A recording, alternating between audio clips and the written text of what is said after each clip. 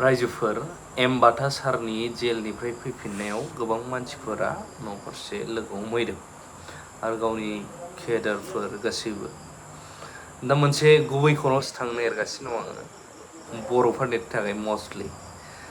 एबसुनि प्रेसिडेन्ट दिपेन बर' बिथांखौ मोगा-मोगि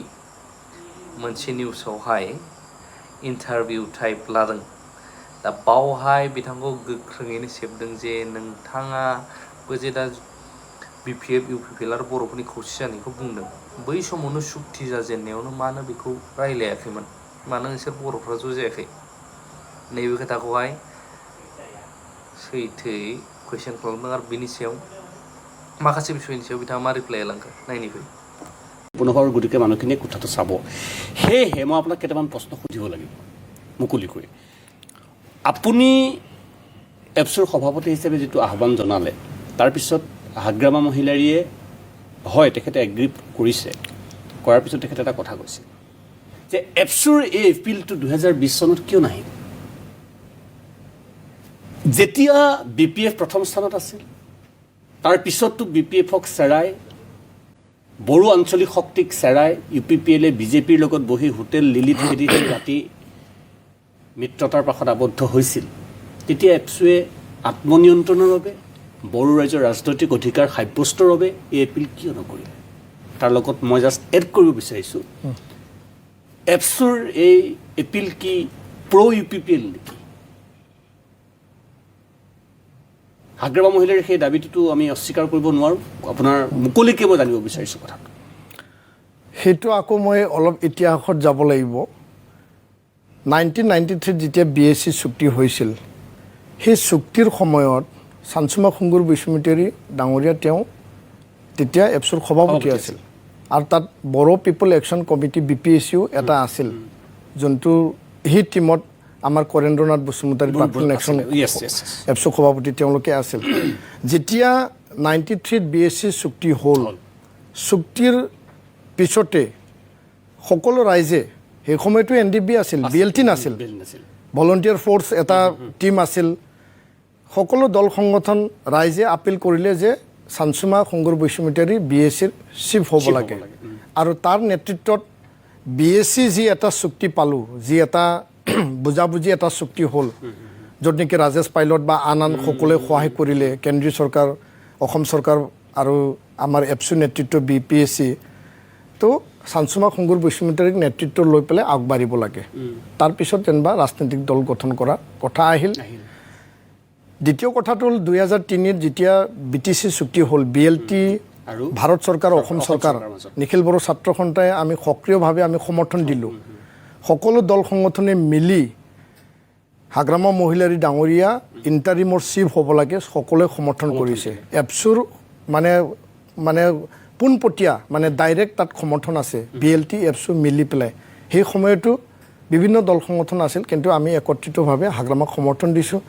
2005 সাধাৰণ নিৰ্বাচনৰ আগে ইয়াত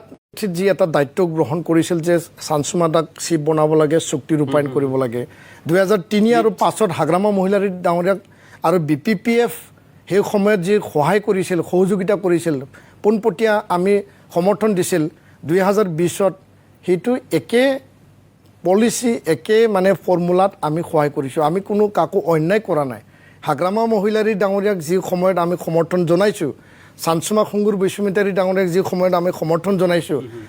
একে লেঠাৰিয়ে প্ৰমোদ বড়ো ডাঙৰীয়া NDABৰ শীৰ্ষ নেতৃত্ব গোবিন্দ বসুমতাৰী ডাঙৰীয়া আন তেওঁলোকক আমি সমৰ্থন দিছোঁ ইয়াৰ কাৰণে যে বিটিআৰ শান্তি চুক্তি বড়ো চুক্তি যদি ৰূপায়ণ হ'ব লাগে যি সকলে চুক্তি স্বাক্ষৰকাৰী সেই স্বাক্ষৰকাৰী দল সংগঠনৰ নেতৃত্বকে চৰকাৰত আনিব লাগে সেইটো এটা মানে আধাৰ ঐতিহাসিক ভিত্তি কথা আপুনি ক'ব ছেকেণ্ড কথাটো হ'ল আপুনি যোনটো কৈছে যে হাগ্ৰামা মহিলাৰী ডাঙৰীয়াই কৈছে যে 2020ত তেতিয়াহ'লে আমাক কিয় কথাটো হ'ল যে চৰকাৰত প্ৰমোদ বড়ো গোবিন্দ বসুমতাৰী আন তেওঁলোকৰ নেতৃত্বত আনিব লাগে এতিয়া দল UPPL দল হ'ল আপোনাৰ BPF ইফালে ৰাষ্ট্ৰীয় দল BJPও ইলেকশ্যন খেলিছে তেওঁলোকে 9টা পাইছে UPPL 12টা পাইছে হাগ্ৰামা মহিলাৰী ডাঙৰীয়াই 17টা পাইছে তো যেতিয়া নাম্বাৰটো আহিল সেই নাম্বাৰ অহাৰ পিছত সকলোৰে চৰ্চা আহিছিল যে যিকোনো দুটা দল মিলিলে চৰকাৰ হৈ যায়, মেজিক নাম্বাৰ ক্ৰছ হয়। আৰু ইয়াত 3টা দল মিলিলেও মেজিক নাম্বাৰ মানে ফুল ফ্লেজড হৈ যায়। তো এই কথাটো বিভিন্ন দল সংগঠনৰ মাজত চৰ্চা নোহোৱা নহয় হৈছিল। BPF নেতৃত্বই ভাবিছিল যে আমি 17টা পাইছোঁ, আমি নিজে ছিংগুল লাৰ্জেষ্ট পাৰ্টি, আমি ৰাজ্যপালৰ ওচৰত যাই পেলাই নিজে চৰকাৰ গঠন কৰাৰ কাৰণে আমি দাবী জনাম। আৰু সেই সময়ত এই বুজাবুজিটো নাছিল, যিহেতু ইলেকশ্যন হৈ গ'ল, ৰিজাল্ট আহি গ'ল। 7 তাৰিখ আৰু 10 তাৰিখত ইলেকশ্যন ভোটিং ডে, 12 তাৰিখত ৰিজাল্ট আহিল, 15 তাৰিখত ততাতৈয়াকৈ মানে আপোনাৰ অভাৰটেকিং হৈ গ'ল। তো এই সময়টো বেছি নাপালোঁ। কিন্তু বিভিন্ন মহলৰ পৰা যিবিলাক মানে সদায় মংগল কামনা বিচাৰে, দুই আঞ্চলিক দল একেলগে চৰকাৰ বনাব পৰা যায় নেকি। আৰু এটা কথাও স্পষ্ট যে BPF আৰু BJP মিত্ৰতা একেলগে আছিল, ইলেকশ্যনত বেলেগে খেলিছিল, কিন্তু ষ্টেটত তেওঁলোকৰ এলায়েন্স আছে, 3জন মন্ত্ৰী MLA আছে, আৰু কাউন্সিলত তেওঁলোকৰ মানে BJPৰো MCLA আছিল, বুজাবুজি আছিল, এলায়েন্স আছিল। তো ইয়াত এনেকুৱা পৰ্যায় আহি গ'ল যে BPF আৰু BJPৰ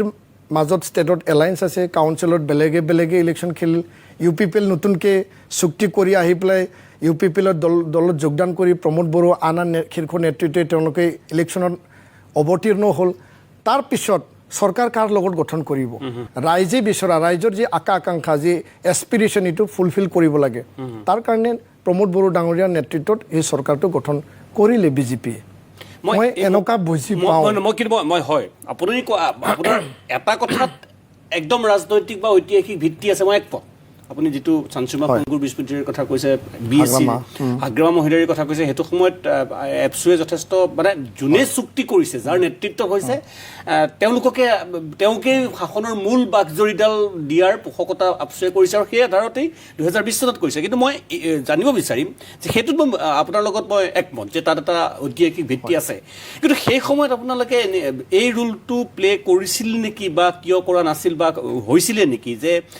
হাগ্ৰামা মহিলাৰ প্ৰতি এটলিষ্ট এটা এপিল যে আমি আপোনালোকৰ লগত বা একত্ৰিত হোৱাৰ কোনো আমাৰ সমস্যা নাই, আমি চৰকাৰ একেলগে কৰোঁ, আহক, কিন্তু CM প্ৰমোদ বড়ো হ'ব লাগিব? নাই, আমাৰ তেনেকুৱা একো কণ্ডিশ্যন নাছিল। মানে হাগ্ৰামা মহিলাক এপ্ৰ'চ কৰা হোৱা নাছিল? আমাৰ তেনেকুৱা একো কণ্ডিশ্যন নাছিল। হাগ্ৰামা মহিলাৰী ডাঙৰীয়াৰ লগত সেই সময়ত আলোচনাৰ তেনেকুৱা পৰিৱেশ নাছিল। কিন্তু হাগ্ৰামা মহিলাৰী ডাঙৰীয়াৰ দলত